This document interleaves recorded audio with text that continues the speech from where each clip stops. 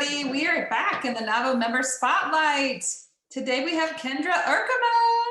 Yeah. It's going to be unveiled. Everything you wanted to know about Trisha.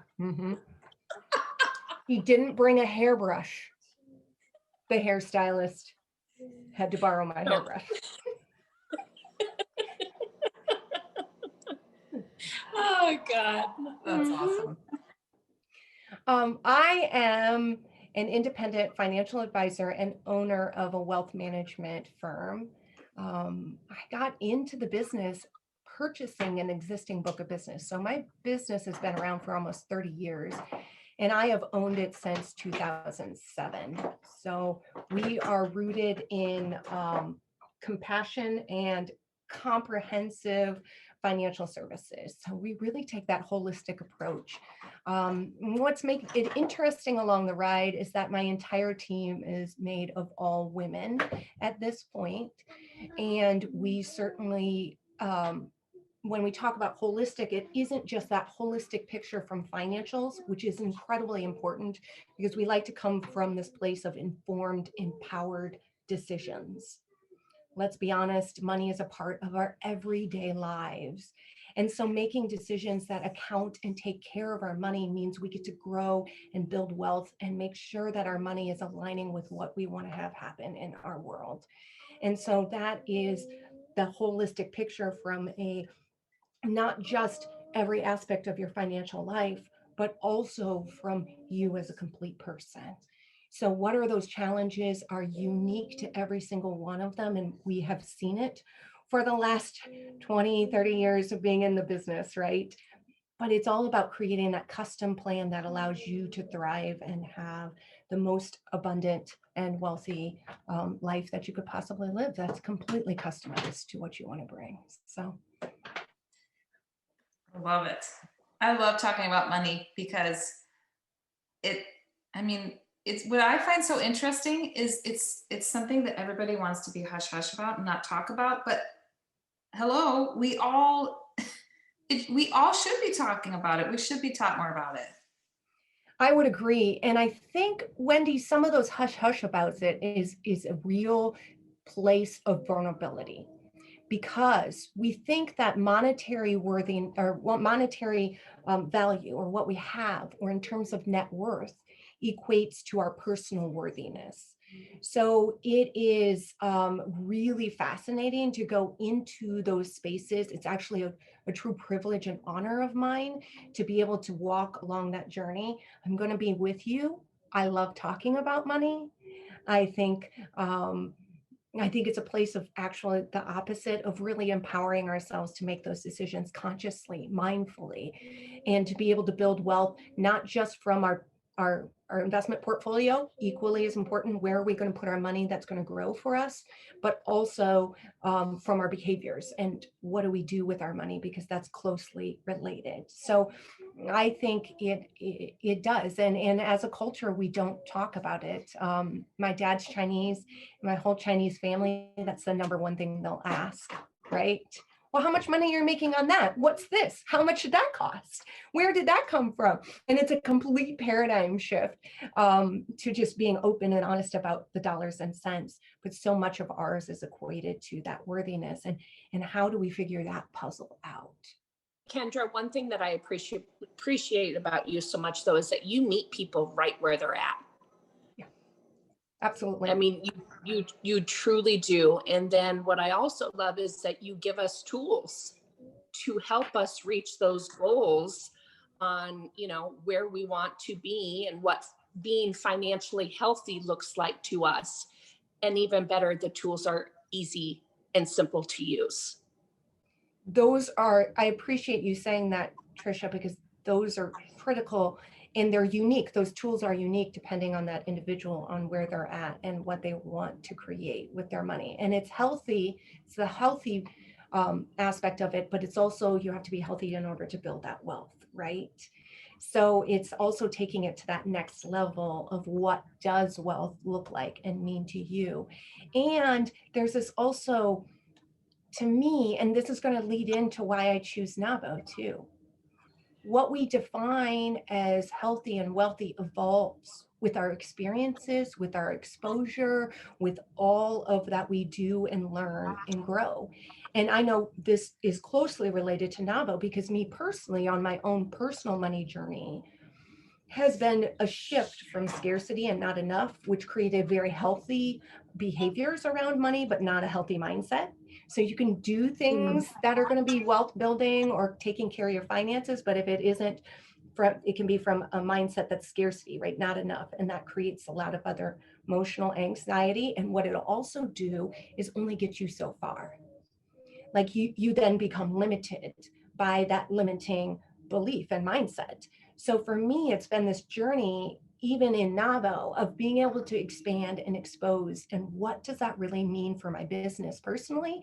And what does it mean for other people too? So for me, what I got out of NAWBO is also what I in turn give to my clients, right? It's showing up, meeting them where they're at, giving them tools, loving them for where they're at in that place on the journey, but also seeing that we can just start building that education, that exposure, that potential, that there is something more. So when I talk to clients that are starting out, just even saying, or hey, or am I beacon budgeting, right? I help counsel women that are going through transition from incarceration and homelessness. We as a firm do it. We counsel them to get them to think that they're not just going to save $500 to graduate from the program, but what if they had $1,000? What if they have $1,500? And when we get to show them in dollars and cents that it's really real, and get to show them in dollars and cents that they might be able to own it, a lot of them have never had $1,000 in a savings account before, ever. So getting them to just even, they may not get there in this time. They may not get there tomorrow or in their stay at Beacon. They may not get there until they are ready to get there. But that we open that door to say, hey, it is possible. And I think the more time we get to spend around, hey, this is possible, the more we hear that, the more we'll start to believe it. And when others see it for ourselves, we start to believe it for ourselves. And that is my journey with NAWBO. That's why when I talk about where I want to go for my business and what I can do within my business, it's about surrounding myself with women that are at the same place as I am, that are just beginning, but are also way further ahead. And to be able to, not just on a local level, on a national level, get to be around these women that influence and inform, what could my business be like? What can I do? And that I get this real empowered state of choice, right? That we get to choose the money life we live, right? We get to choose how our business runs, not that it runs us, right? We get to choose how much money we can make. That's what I think is really exciting, and what I've garnered from being a part of NAWBO, that then in turn I give back to my clients. And it's this wonderful, beautiful circle, in my opinion, that never ends. It just won't. Do you go in to businesses and help educate on being financially healthy? We certainly have. And we certainly do. It is part of what we do is education from that foundation. So coming in and doing staff trainings for people for a nominal fee, and then giving tools and awareness to be able to move whomever, wherever they're at, to that next level, and really believing in them and their ability. And everybody's going to move at their own pace and their own time and everything else. And seriously, even people with money still have their own money struggles. Money doesn't solve anything. And, you know, we even take a look at it just as a different level of advice. And so when we talk about meeting them where we're at, it can be, we just don't have a judgment. We talked about that vulnerability with money. We like to create that safe space where people can be vulnerable, regardless of how much you have, right? So for my clients that are making six figures and have millions of dollars of wealth, but they don't know the ins and outs of their RSU or executive compensations, making sure that they feel comfortable being able to admit that, or they haven't attended to how much do they really need for this place. They just keep putting it away. Being able to create that space that they feel comfortable admitting that, or talking about estate planning, right? Our own mortality, our own death, and what's going to happen to our money, and what are we going to do with it. It's all about making sure we handle those people with care, kindness, understanding, and meeting them along the way with the tools in businesses, in divorce, especially in divorce, as financial neutrals in our collaborative work that we do, and also for retirees that are trying to navigate that water. So yes, but we especially love being able to do those educational events and get people started and wherever they're at, because our behaviors with money is the foundation, how we relate, and we get to build on what we create today. So we get to build on that over time.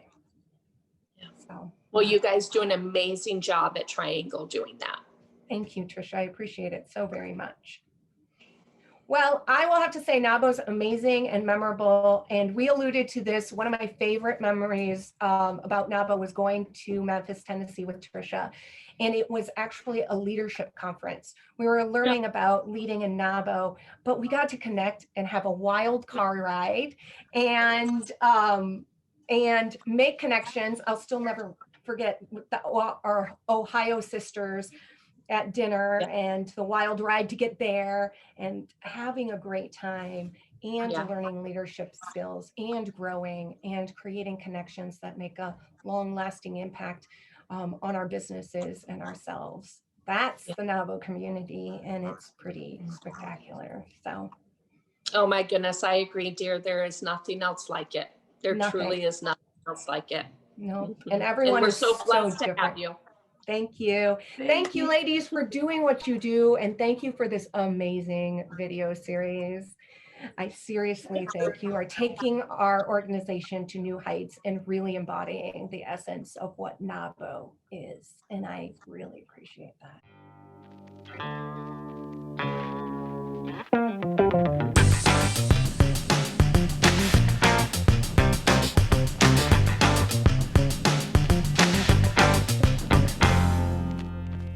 So Angie, we're so excited to have you today because you are a new member. Yes. Yay. So, and please let us know what you're doing. You've started a new business, and so let us know what you're doing. Yes, absolutely. Well, I launched Mindful Becoming LLC back in September, and I moved to Marion in July, just of this past year, just shortly before the derecho. And when I moved, I was between jobs, as they say, and had every assumption that I would find a senior level HR position, since that's what I'd always been doing. And of course, COVID and just job opportunities weren't falling into line. I'm also 9 months now in recovery from an alcohol addiction and knew that I needed to keep my sobriety as my #1 priority. So as a result of that, I looked for resources to surround myself with positive energy and add tools to my toolbox. And one of those that I found was yoga of 12-step recovery. And I had only taken one yoga class ever in my life and saw that there were classes offered in Hiawatha, so not far from where I lived in Marion, and contacted the instructor. She was very warm and welcoming, and I showed up and loved it. So not only did yoga of 12-step recovery become valuable to me as a sobriety tool, but also through a connection with the instructor who owns a holistic wellness studio and encouraged me to explore beyond my comfort zone of finding an HR job. And that's what led to founding Mindful Becoming and its first company, Mindful Leadership. So I'm a brand new business owner, brand new member to NAWBO. So a lot of newness in my life, but a lot of joy and feeling empowered and kind of braving this whole new world, just along with those of us who are braving a whole new world as we navigate COVID. So it's been an exciting adventure. And I'm reconnecting with my colleagues as a certified master for the Leadership Challenge by Jim Kouzes and Barry Posner. I was able to reconnect with my colleagues around the 5 practices of exemplary leadership. So what I'm able to do is partner with businesses and organizations to offer facilitated workshops, whether that's virtually through Zoom or socially distant through spacing and masks so they can be done in person, as well as follow-on leadership coaching.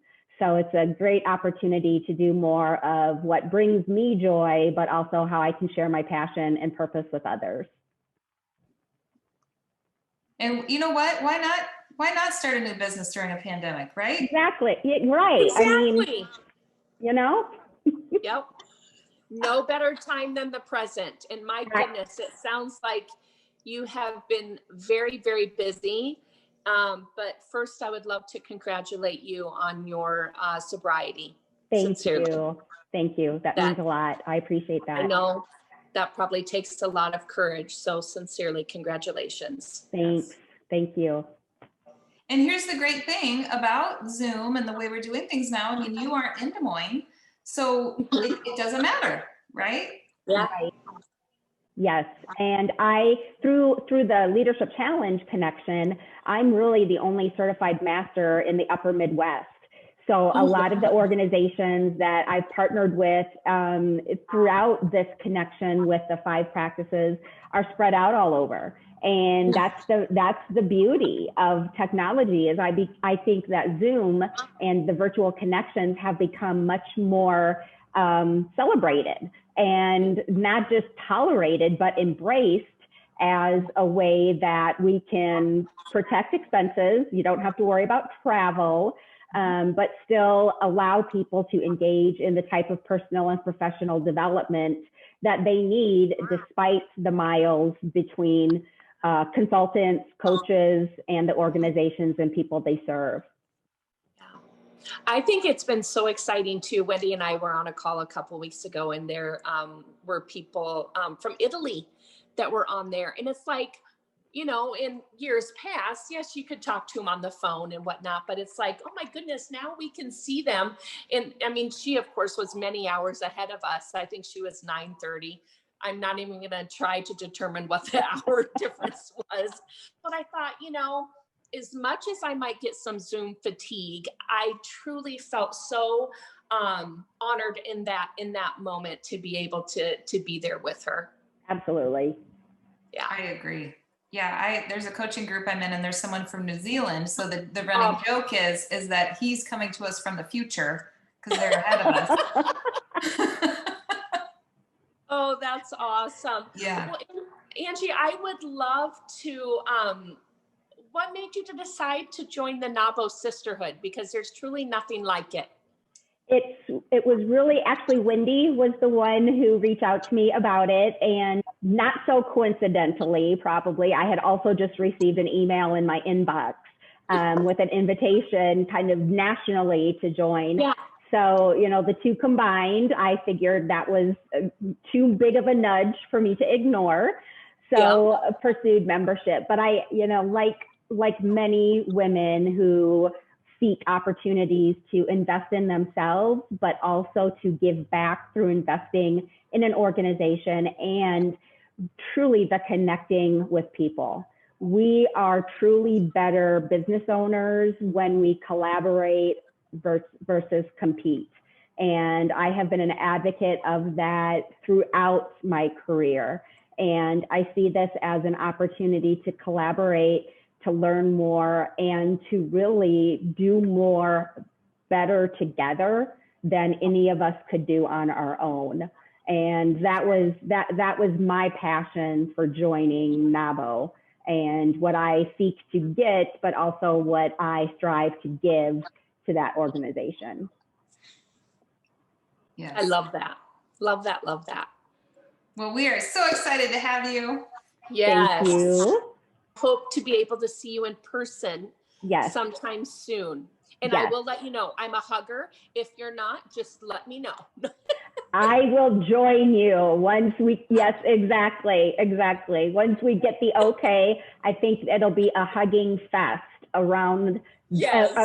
around my neighborhood anyway. And I'm welcome to invite and encourage everybody else to do the same. I'll be that person on the corner with the sign that says free hugs. Yes. Yep. I We'll love just that. have a big old party. Yes. Well, before we go, we'd like to kind of give shout outs to like favorite restaurants or whatever. And so since you're in Eastern Iowa, and I don't know if there's like a 1 or 2 restaurants you want to give a shout out to in your neck of the Well, woods. I'm actually going to go back to my hometown. I grew up in Decorah. And of course, no visit to Decorah is the same without a trip to my favorite Mabe's Pizza. So I always have to give a shout out to Steve and Connie and the White family and everything that they do, not just to serve delicious pizza, but also the investments that they make in the Decorah community.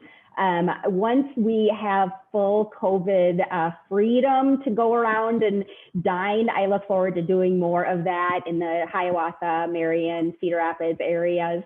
Especially always taking trips down to Des Moines. I look forward to doing that as well. So excited to really get to know more about the community that I feel so much a part of. I love it. Wendy, we will have to take a trip there because the pizza is amazing. Angie, I love Decorah. I love Decorah. So I got to eat there. My daughter goes to Wartburg, but she almost went to school there. And so we met one of her friends and ate pizza there. Yes. We waited, So however, it was worth every, Yeah. it was fabulous. And speaking of pizza, obviously I'm hungry. You mentioned Waverly. That's where I lived for 20 years and raised my family. So the OP is right up there, you know, close to Mabe's in my category. So those guys do a great job too. Yeah. Well, thank you so much for joining us, Angie. Thanks for having me.